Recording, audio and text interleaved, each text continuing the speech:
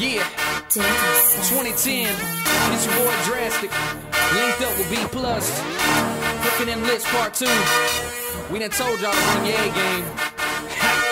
Yeah. You know as soon as I hit the water, it's about to go down. Get to the spot, now it's time to creep, so I drop that trailer and mold it down. We still be hooking them lips, hooking them lips. We still hooking them lips, hooking them lips.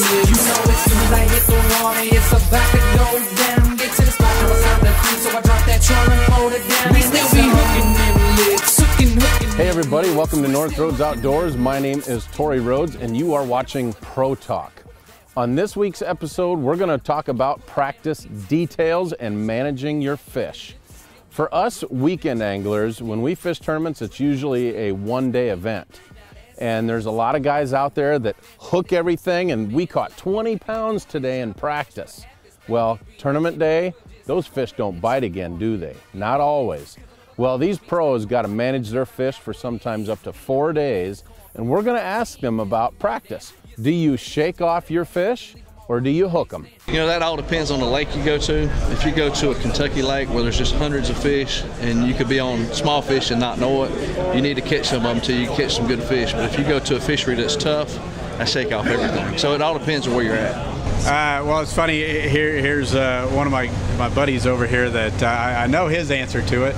But mine, it depends where we're at. I know a place like this, there's going to be a ton of fish to go through, and certain areas tend to have better fish than others. So I stick some of the fish in practice. If I get into an area and catch a couple, or catch one of the white right quality or something, then I'm not sticking anymore. If I feel like I'm getting in that area. But then there's other times where, like the other day, I caught 3 walleye in a quick little spot, and I would have thought they were bass. So I mean, there's some risk. I mean, I think everybody's got their own preference. In all reality, probably not sticking any is, when you look at it in hindsight, is definitely the best way to go. But there's times, I guess, just for my own confidence, I've got to stick some fish in there. As much as possible. As much as possible. Shake them off.